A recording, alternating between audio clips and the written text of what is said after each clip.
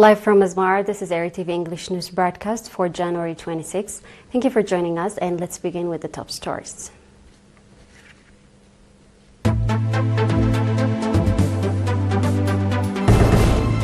Adult education opens educational opportunities in Gashwarka region.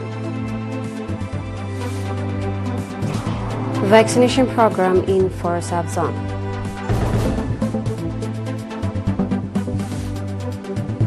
Israel launched new wave of airstrikes in Lebanon.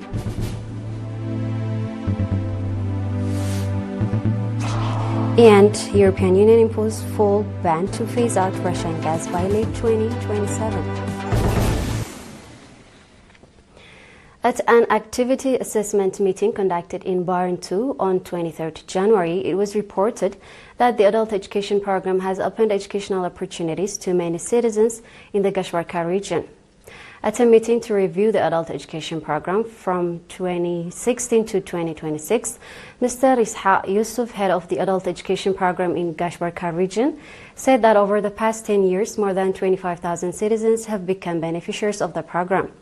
Regarding activities in 2025, Mr. Ishaq said there are about 531 adult education centers in the region and called for coordinated efforts to reach the 268 villages that do not have access to adult education opportunities. Mr. Tukabo Aymut, head of planning and curriculum preparation for adult education at the Ministry of Education, said that the illiteracy rate in the Gashwarka region had been very high and that as a result of the strong effort exerted, the number has been significantly declining. Commending the strong effort carried out, Mr. Tikabo called for reinforced effort for better outcomes. At the event, a report focusing on the effort conducted to improve educational capacity at the elementary school level was presented, and participants conducted extensive discussion and forwarded supportive ideas for further improvement.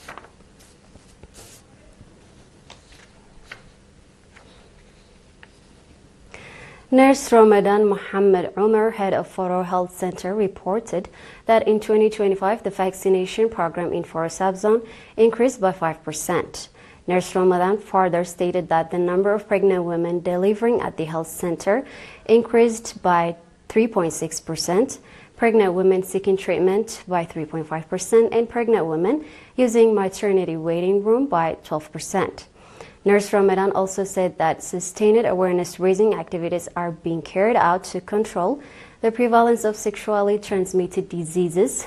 Voluntary counseling has been provided to 453 pregnant women, and malaria prevalence has declined by 4%. Assistant Nurse Ismail Abdullah and Usman Abdullah, on their part, said that as a result of regular awareness-raising program, the public's understanding of the use of the health center in general and the children's vaccination program in particular has resulted in commendable achievements.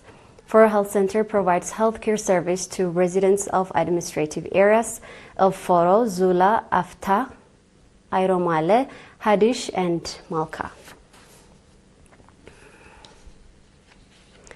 A potable water project put in place by Adhalo project in the Guaqat administrative area of the Kamhara subzone was inaugurated on January 20. The project includes 3 water distribution centers, a water container with the capacity to hold over 130 barrels of water, as well as 6 kilometers of pipeline. Noting the problem residents had been facing in fetching water, Mr. Yamane Abera, administrator of the subzone, said that residents are now able to access potable water supply from their backyards. He also called for the judicious use of the project to ensure its sustainability. Mr. Shishai Tesfai, head of water pipeline installation at the Adhalo project, called for proper water management and regular follow-up, indicating that residents of Guaqat had been compelled to travel long distance to fetch water. It was stated that they have now become beneficiaries of potable water supply from their backyards. The residents, on their part, commended the opportunity provided and expressed readiness to conduct regular follow-up of the project to ensure its continuity. Member of the PFDJ's Central Committee and National Assembly, veteran freedom fighter Mr. Musa Hussein Naib, passed away today, 26 January, at the age of 77 due to illness. Veteran freedom fighter Musa Hussein Naib joined the Eritrean People's Liberation Force in July 1975 and served his country and people with utmost dedication in various capacities. After independence, veteran freedom fighter Musa Hussein Naib continued to serve his country and people as administrator of the port city of Massawa, administrator of Karen, executive member of Eritrean Constitution Committee, Eritrea's Attorney General, and from 2003 onwards as Director General of General Education at the Ministry of Education. Veteran freedom fighter Musa Hussein Naib is survived by his wife and 5 children. The funeral service of veteran freedom fighter Musa Hussein Naib will be held tomorrow, 27 January at 10 a.m. at Asmara Martyr Cemetery.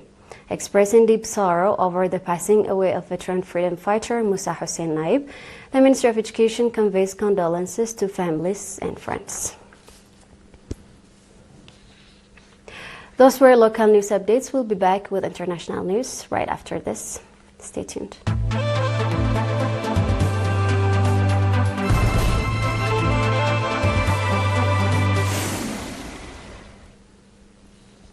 The Israeli military said yesterday it had begun striking several areas in Lebanon, targeting what it had described as Hezbollah militant infrastructure. In a statement, the military said the strikes were in response to what it called Hezbollah's repeated violation of the ceasefire understanding without providing details. The attack marked the second wave of Israeli airstrike in southern Lebanon yesterday. In a statement after the first wave strike, Israel said it killed Mohammed al-Husseini, Hezbollah's head of artillery, who was accused of orchestrating multiple attacks against the Israeli force and attempting to restore Hezbollah's artillery capabilities in southern Lebanon.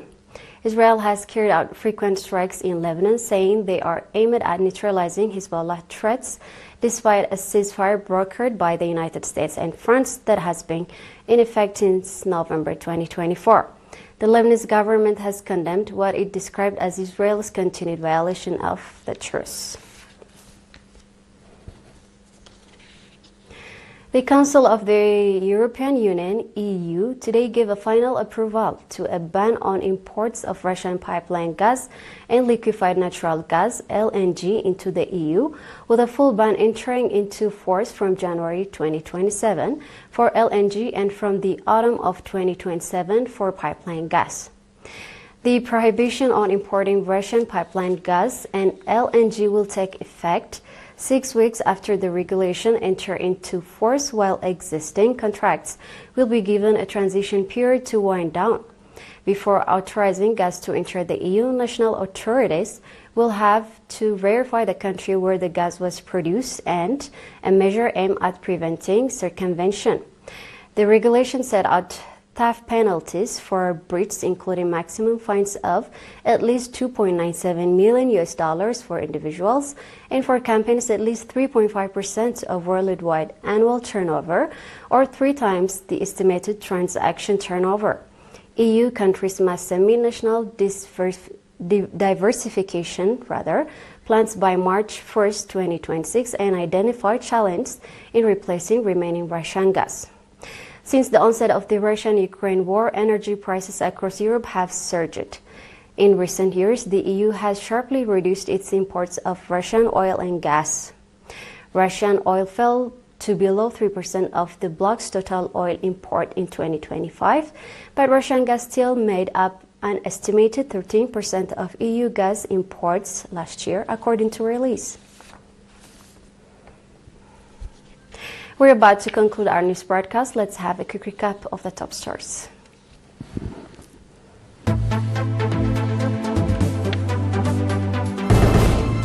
Adult education opens educational opportunities in Gashwarka region. Vaccination program in Foro subzone.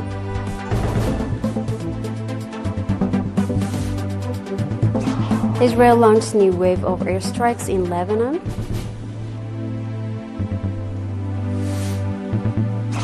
And EU imposed full ban to phase out Russian gas by late 2027.